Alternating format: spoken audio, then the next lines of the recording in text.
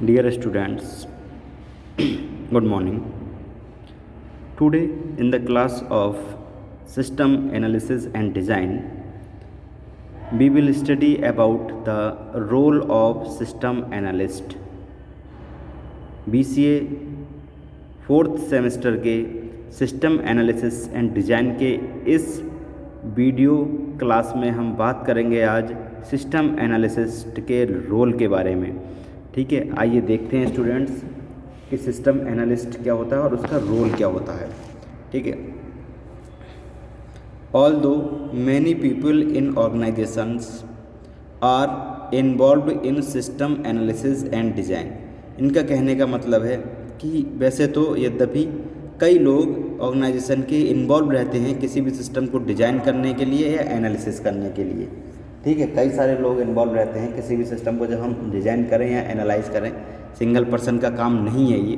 ठीक है, single person capable नहीं है कि वो पूरे सिस्टम को मैनेज कर पाए, एनालिसिस कर पाए या डिज़ाइन कर पाए। The system analyst has the primary responsibility. लेकिन जो सिस्टम एनालिस्ट होता है, यानी कि सिस्टम बनाने के लिए जो सबसे मेन जो रिस्पॉन्सिबल पर्सन होता है वो होता है सिस्टम एनालिस्ट। तो जो इनका कहने का मतलब है the system analyst has the primary responsibility. उसकी सबसे प्राथमिक जिम्मेदारी होती है सिस्टम एनालिस्ट की किसी सिस्टम को डिजाइन या एनालिसिस करने के लिए। A career as a system analyst will allow you to have a significant impact on how your organisation operates. इनका कहने का तात्पर्य ये है कि सिस्टम एनालिस्ट के कैरियर अलाउ करता है आपको कि आपका जो सिग्निफिकेंट इम्पैक्ट है कि ऑर्गेनाइजेशन कैसे ऑपरेट करेगा, ये सिस्टम एनालिस्ट के कमांड में रहता है या उनके अधिकारों में रहता है। ठीक है, the primary role of a systems analyst is to study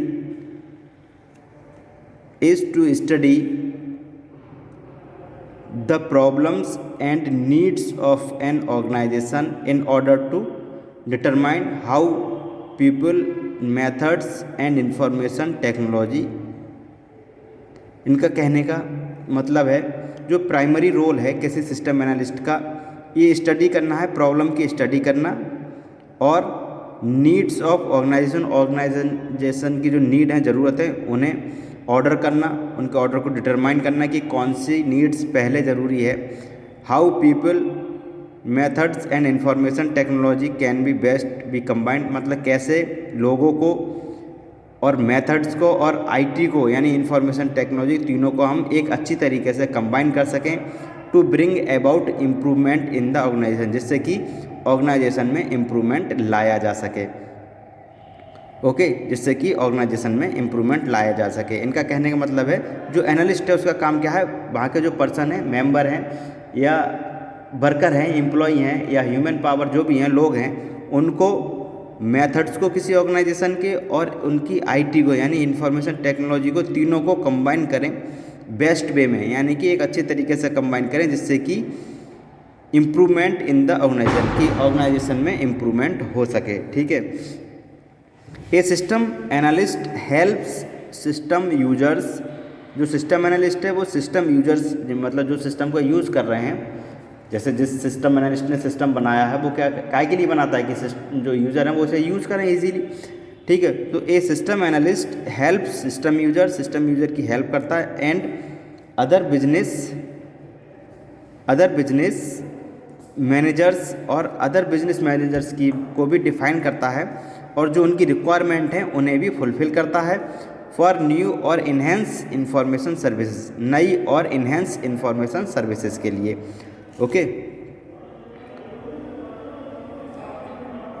systems analysts are key to the system development process. System analyst जो हैं वो सिस्टम डेवलपमेंट प्रोसेस की की होते हैं। To succeed as a system analyst, एक system analyst के रूप में सक्सेस पाने के लिए, सफलता पाने के लिए you will need to develop 4 type of skills. आपको 4 तरह की स्किल्स को अपनी डेवलप करना होगा। वो स्किल्स कौन सी होंगी? सबसे पहले analytical skill, technical skill, managerial skill और इंटरपर्सनल स्किल्स। ठीक है, ये 4 तरह की स्किल्स हैं, इनको आपको डेवलप करना होगा, मैनेज करना होगा। ठीक है, तो सबसे पहले हम बात करेंगे एनालिटिकल स्किल की। आइए,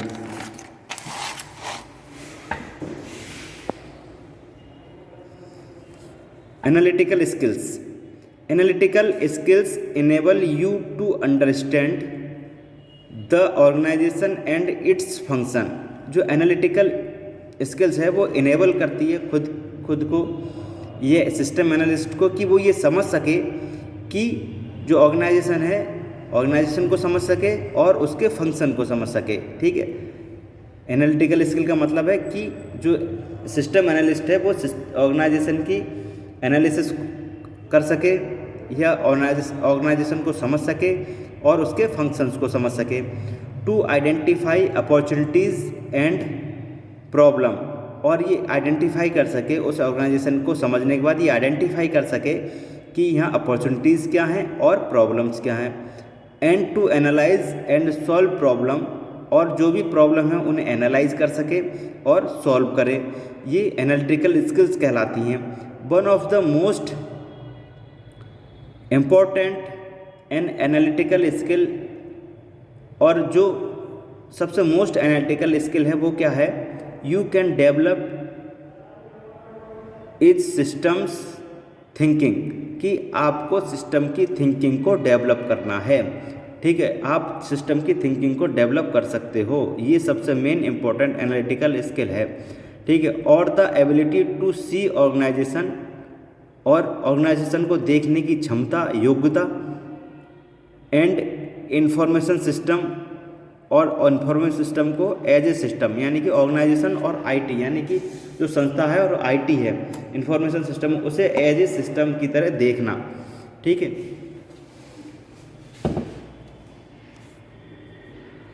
systems thinking provides a framework from which, जो सिस्टम थिंकिंग का मतलब है वो एक, उसका मतलब है प्रोवाइड ए फ्रेमवर्क, यानी कि एक फ्रेमवर्क प्रोवाइड कराना, फ्रॉम विच, जिसके द्वारा, to see the important relationship, जिससे कि देख सके, जो सिस्टम एनालिस्ट है ये देख सके क्या important relationship among the information system के रिलेशनशिप्स, मतलब किस तरीके से रिलेशनशिप इस्टेब्लिश किए जाएं। द ऑर्गेनाइजेशन, यानी कि इंफॉर्मेशन सिस्टम और ऑर्गेनाइजेशन में रिलेशनशिप कैसे इस्टेब्लिश किए जाए। दे एग्जिस्ट इन, यानी कि जो ऑर्गेनाइजेशन में एग्जिस्ट करते हैं इंफॉर्मेशन सिस्टम वो, और जो ऑर्गेनाइजेशन है उसमें कैसे रिलेशनशिप इस्टेब्लिश किया जाए। And the environment in which the organisations themself exist, और ऑर्गेनाइजेशन का वातावरण, इन्वायरमेंट, जो ऑर्गेनाइजेशन में हमारा एग्जिस्ट है उसको कैसे हम एक सिस्टम में लाएं और कैसे उसे देख पाएँ, ये एनालिटिकल स्किल्स में आता है। ठीक है, अब बात करेंगे टेक्निकल स्किल्स की। It helps you understand the potential and the limitations of information technology. Technical skill का मतलब है ये समझना कि जो भी हमारा इंफॉर्मेशन टेक्नोलॉजी है उसकी पोटेंशियल क्या है, उसकी क्षमता क्या है और उसकी लिमिटेशंस क्या हैं।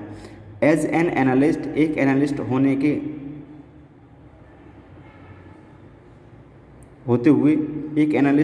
होते हुए you must be able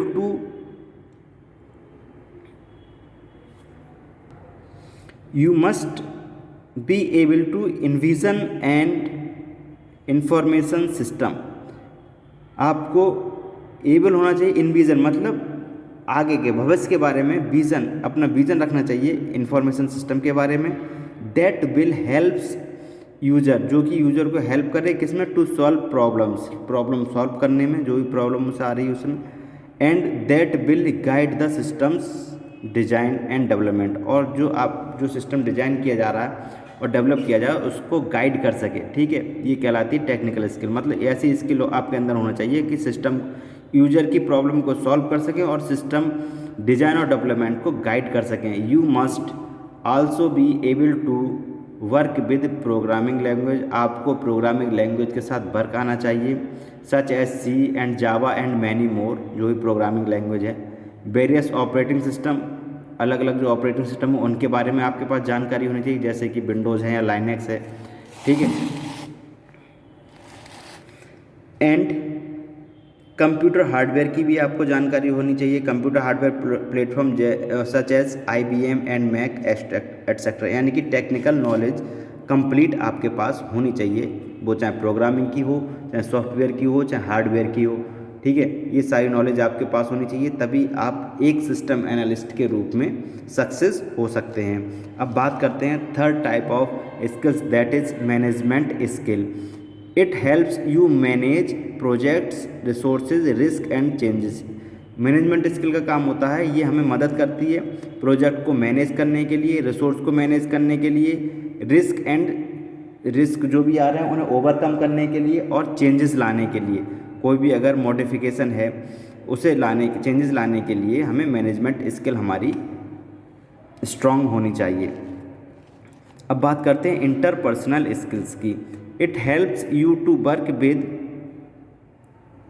and user as well as with other analyst and programmer. इनका कहने का मतलब ये हेल्प करती है इंटरपर्सनल स्किल कि हम जो एंड यूज़र है, मतलब जो हमारे सिस्टम का यूज़र है, उससे उसके साथ साथ एनालिस्ट, अदर एनालिस्ट जो हैं, एक मेन एनालिस्ट होगा, उसके अलावा जो भी अदर एनालिस्ट हो या प्रोग्रामर हो, उनसे हम कैसे इंटरेक्ट हों।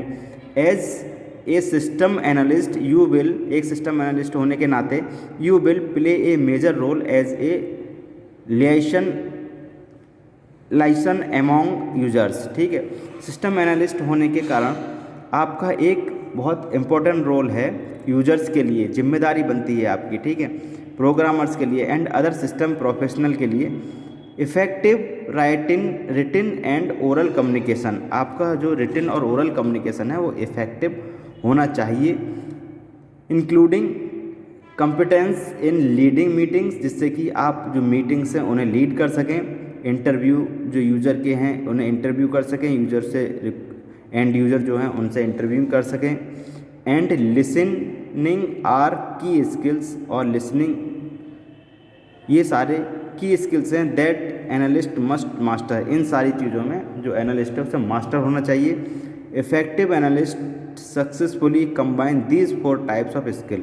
अगर इफेक्टिव या सक्सेसफुल आपको सिस्टम एनालिस्ट बनना है तो इन चारों स्किल्स को आपको सीखना होगा, इसका मास्टर बनना होगा। ओके स्टूडेंट्स, आज के वीडियो लेक्चर में इतना ही, कल नेक्स्ट टॉपिक के साथ बात करेंगे। Okay, thank you.